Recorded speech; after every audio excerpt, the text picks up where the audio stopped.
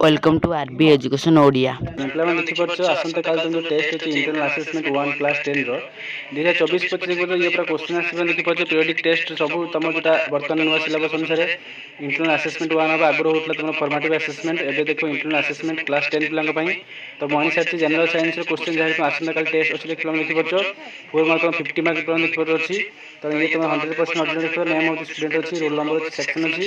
ତ ସମସ୍ତେ ଭିଡ଼ିଓକୁ ସେୟାର କର, ସମସ୍ତଙ୍କର ଭିଡ଼ିଓ ପହଞ୍ଚିବ ଏବଂ ସମସ୍ତେ ଆସନ୍ତାକାଲି ଟେଷ୍ଟ କେମିତି ସମସ୍ତେ ଭଲରେ କରିବେ ସେଥିପାଇଁ ସମସ୍ତେ ଲାଗିପଡ଼। ତେଣୁ ସମସ୍ତେ ଦେଖ ଭିଡ଼ିଓକୁ ବହୁତ ମାତ୍ରାରେ ସେୟାର କରିଦିଅ। ଆସିଲେ ଆମେ ଡେରି କରିବାନି। ତ ଇଣ୍ଟରନାଲ ଆସେସମେଣ୍ଟ 1 କ୍ଲାସ୍ 10 2024-25 କପିରେଟ୍ ଉତ୍ସବ ତରଫରୁ ଆସିଛି। ଟାଇମ୍ ଅଛି ଘଣ୍ଟେ 15 ଆୱାର ଅଛି, ମାନେ ଘଣ୍ଟେ 15 ମିନିଟ୍ ଅଛି, ମାନେ 1 ଘଣ୍ଟା 15 ଆମର ଅଛି ମିନିଟ୍ ଅଛି। ଫୁଲ୍ ମାର୍କ ଅଛି 50 ମାର୍କ, ହେଲା କି? ଦେଖ ପିଲାମାନେ ये तुम क्वेश्चन पेपर यूनिट 1 यूनिट 2 3 एमती अच्छी। तो पे देख क्वेश्चन टाक तुम लिखी कितु इतने नहीं मुझे खाता कलम लिखिकी रखी है कि तेणु समस्त खाता कलम देखिकी मुझे क्वेश्चन आंसर सब नहीं आसी 100% आंसर सब सब जानते मो चैनल तुम 100% आंसर ही आसे है कि। तो आस पे ଏବେ ଦେଖ ମୁଁ ତୁମ ଖାତା କେମିତି ଶୋ କରୁଛି।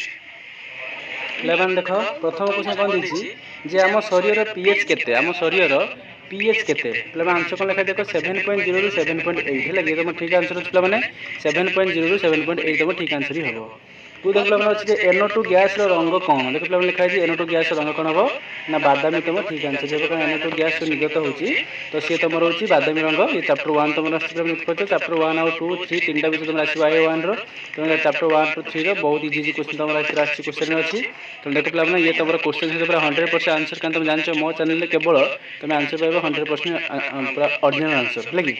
ତ ପିଲାମାନେ ଦେଖିପାରୁଛ ଦ୍ୱିତୀୟ କ୍ୱେଶ୍ଚନ୍ ଅଛି NO2 ଗ୍ୟାସ୍ର ରଙ୍ଗ ହେଉଛି ବାଦାମୀ ତୁମ ଠିକ୍ ଆନ୍ସର ହିଁ ହେବ।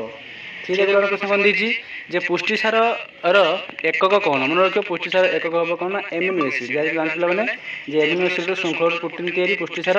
ତେଣୁ ଏଠି ଏମିନୋ ଏସିଡ୍କୁ ଗୋଟେ ପୁଷ୍ଟିସାର ଏକକ ବୋଲି କୁହାଯାଇଥାଏ।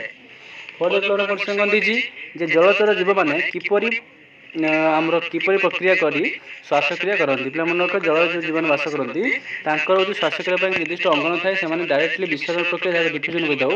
ତ ବିସର୍ଜନ ପ୍ରକ୍ରିୟା ସେମାନେ ସିଧାସଳଖ ଆମର ଯେଉଁ ଶ୍ୱାସକ୍ରିୟା କରିଥାନ୍ତି ହେଲା କି ପିଲାମାନେ ସମସ୍ତେ ବୁଝିପାରିଲ। ଓକେ ଏବେ 5 କ'ଣ ଦେଇଛି ଯେ ଶୀତ ଶକ୍ତି ସମୟରେ ବେଙ୍ଗ କିପରି ଶ୍ୱାସକ୍ରିୟା କରେ। ଶୀତ ଟାଇମ୍ରେ ଶୀତ ଦିନିଆ ବେଙ୍ଗ କେଉଁ ଅଙ୍ଗ ଦ୍ୱାରା ଶ୍ୱାସକ୍ରିୟା କରେ। ତ ଠିକ୍ ଆନ୍ସର ହେବ ଚର୍ମ ହେଲା କି। ତୁମ ସ୍କିନ୍ ଦ୍ୱାରା ସେ ଶ୍ୱାସକ୍ରିୟା କରିଥାଏ।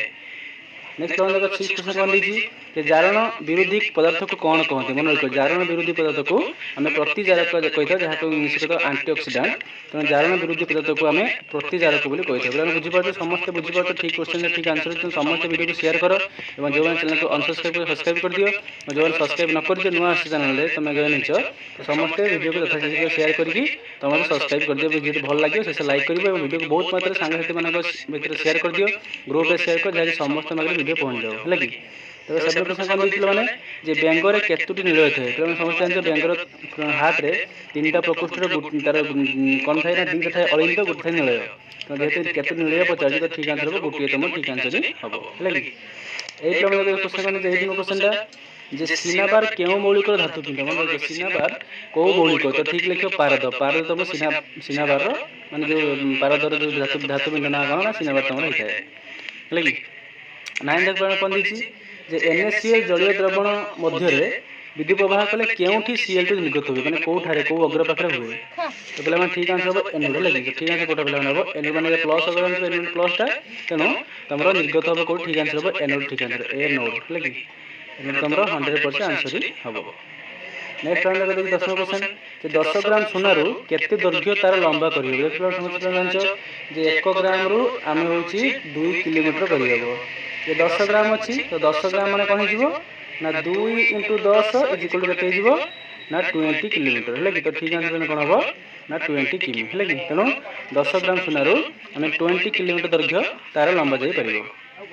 11 ପିଲାମାନେ କ୍ୱେଶ୍ଚନ୍ କ'ଣ ଦେଇଛି ଯୁକଳାରେ ଥିବା କେଉଁ ପଦାର୍ଥ ରକ୍ତ ଜମାଟ ବାନ୍ଧିବାକୁ ଦିଏ ନାହିଁ। ଏଇଟା ପିଲାମାନେ ଜାଣିଥିଲେ ଯୁକଳାରେ ଥାଏ କ'ଣ ଥାଏ ଆମର ହିରୋଡିନ୍। ଏବେ ଲେଖା ହେଇଛି ପିଲାମାନେ ଯୁକଳାରେ କ'ଣ ଥାଏ ନା ହିରୋଡିନ୍ ଥାଏ।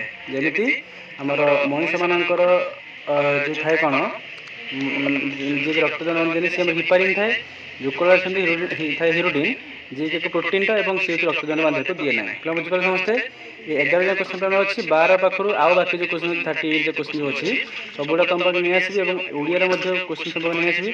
ଯଥାଶୀଘ୍ର ଭିଡ଼ିଓକୁ ସେୟାର କର ସାଙ୍ଗମାନଙ୍କ ସହିତ ଏବଂ ଭିଡ଼ିଓକୁ ବହୁତ ମାତ୍ରାରେ ଭଲ ପାଇବା ଦିଅ।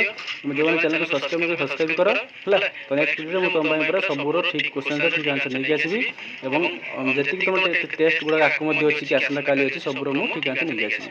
ସେଥିପାଇଁ ପର୍ଯ୍ୟନ୍ତ ଭିଡ଼ିଓକୁ ତୁମେ ସେୟାର କରିଥାଅ, ଲାଇକ୍ କରିଥାଅ ଏବଂ ତୁମେ ଯେଉଁମାନେ ଚ୍ୟାନେଲକୁ ସବସ୍କ୍ରାଇବ୍ ନ କର ସବସ୍କ୍ରାଇବ୍ କର ହେଲା କି। ତ ଏଇ ଭିଡ଼ିଓ ଏଣ୍ଡ କରୁଛି। ନେକ୍ସଟ ଭିଡ଼ିଓ ପୁଣି ଦେଖା ହେବ। Thank you.